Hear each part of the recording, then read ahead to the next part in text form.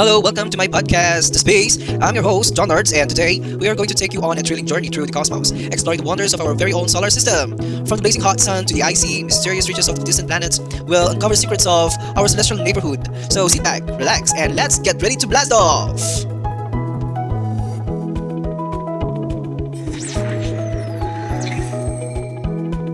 Okay, we're back. Now, we all know the solar system is home to 1, 2, 3, 4, 5, 6, 7, 8 planets, but did you know that it's also a cosmic family filled with moons, asteroids, comets, and a lot more? Let's start with the star of the show. Okay, you know who's the star of the show? It's the sun. The sun, the blazing ball of gas that provides light and warmth we need to survive. Without it, life here on Earth wouldn't be possible. It's about 93 million miles away from us. Sounds far, right? But in space terms, it's actually pretty close. It's closer. That's right. Okay, we are back. Okay, so did you know that the sun accounts for about 99.86% of of the total mass of entire solar system? Yeah, that's right. It's giant compared to all the planets combined. It's made up mostly of hydrogen and helium, and its core is so hot, around 27 million degrees Fahrenheit. Yeah, that's so just basic. Okay, but ironically, that's nuclear reactions are constantly happening, producing the light energy that powers our our space, our entire solar system. That's the center of our solar system, the sun. Okay. The next one is So let's start with the first planet. So let's imagine that we are riding on a ship. Okay, let's say spaceship. So let's imagine let's zoom in on the closest planet to the sun. Yeah, that's the Mercury. If you could stand on its surface, you'd be getting a tan. Probably yes. A serious sunburn. Because temperatures can reach a scoring 800 degrees Fahrenheit during the day, but at night it drops to a freezing 330 degrees. Talk about extreme. So extreme hot and extreme cold. So what would be the sound for that? Boom. Okay, thank you. So we're back. Mercury is small, only about 38% the size of Earth. It has no atmosphere to protect it from temperature swings or meteor impacts. It's also the fastest planet, zipping around the sun in just 88 Earth days. Imagine trying to keep up with that. Okay, so our next planet is planet Venus. So next we have this Venus, sometimes called Earth's twin because it's similar with size and structure. Venus is anything but hospitable. The surface is completely covered by thick clouds of sulfuric acid, and the pressure there is about 90 times that of Earth's. Yeah, that's the pressure. And to the temperature is hot enough to melt the lead of about 900 degrees Fahrenheit. And you've got a world that it's really not the best vacation spot. So that's it. Okay, we're back to back. So Venus also spins in the opposite direction of the most planets. If you were on Venus, the sun would rise in the west and set in the east. Okay, so pretty mind-blowing, right? Okay, so next one is now let's take a moment to appreciate our home Earth. Okay, yay! The only planet we know of that has life. Earth sits in the perfect spot in the solar system, the habitable zone, where conditions are just right for liquid water, and all know that liquid water is crucial for life.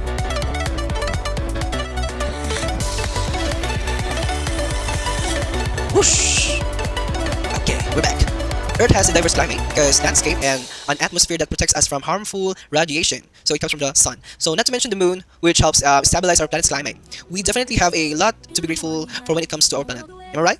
Who's agreed with me? Okay, so the next one is so let's move on to the next planet. It's what we call the red planet. So this planet is Mars, like Bruno Mars, talking to the moon. Okay, forget it. Of its reddish soil, so Mars has long fascinated scientists.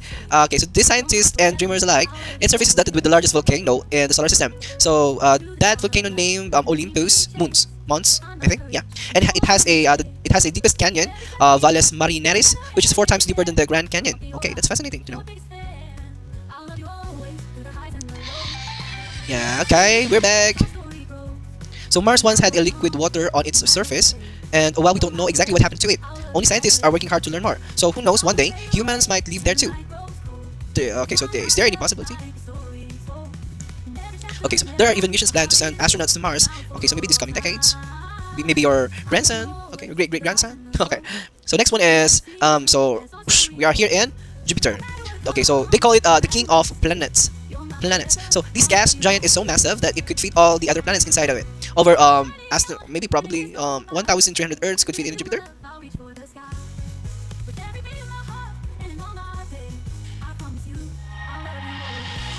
1,300 Earths. Am I dreaming? Okay, so we're back.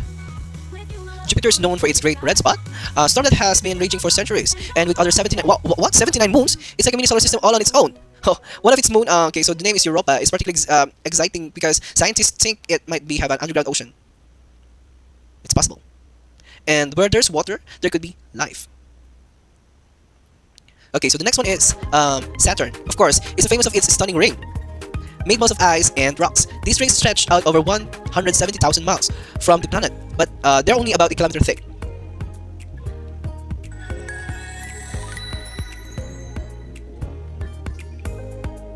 Okay, we're back. Saturn is another gas giant, and like Jupiter, it has a whole bunch of moon. What? More than 80. More than 80. Titan, one of the Saturn's moon. So the other one, okay, so this one is the Jupiter, 79 moons, and one of its moon is named Europa. And now Saturn, more than 18 moons. One of Saturn's moons is Titan. Yeah, so we have Europa and Titan. So it's particularly interesting because it has a what? Lakes and rivers made of liquid methane, and its atmosphere is thick with nitrogen. Wow, that's fascinating. Okay, so let's move to the two last planet. So we have the Uranus and the Neptune. Okay, so these are the outermost planet in the solar system, and they're known as the ice giants. They're composed mostly of water. Yeah, so okay, so there's water. So most probably the other planet has water too, because these last two outermost planet has a composed of mostly of water, okay, and ammonia and methane. But what makes them special is their striking blue color caused by the methane in the atmosphere. Oh, that's so cold. Let's music for that. Shivering. Okay, we're back. Uranus is unique because it's tilted so far on its side that it practically rolls around the sun. And Neptune, with its 14 moons, oh, the other two, it has 79 moons, and the other one's over 80, and this one is like mid-range. Those two are flagships. Okay, so 14 moons and high winds holds the record for the fastest winds in the solar system. Okay, you're the fastest one. Reaching speed of over 1,200 miles per hour. You're so fast, bro. Okay, so, and just when you think we've reached the end of our journey, there's so much more out there. Beyond Neptune lies the Kuiper belt, or Kuiper, we don't know how to pronounce this, but okay, so it's a Kuiper belt, a region filled with icy objects, dwarf planets like Pluto, and comets that are sometimes considered the solar system's dirty snowballs. Do you have music for that, snowballs? Whoa! Okay, that's it. It's a snowballs. Okay, we're back. So Pluto once considered the ninth planet before, when I was a kid. Now, so they just changed it because Pluto is a dwarf planet. So, but it's still a fascinating part of the solar system with its quirky orbit and strange moons. So wrapping up our journey, and that's a wrap. Okay, that's a wrap on our quick tour for the solar system here on the Space Podcast. From the fair surface of Mercury to the icy outskirts of Pluto, there's so much to explore in our cosmic neighborhood. The solar system is full of mysteries waiting to be unraveled, and who knows, maybe the next big discovery is just around the corner.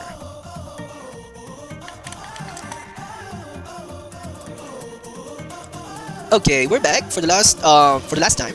Thanks for joining me in this journey today. If you enjoyed this episode, don't forget to subscribe, leave a review, and share it with the fellow space enthusiasts. Until next time, keep looking up. The stars are out there waiting for you.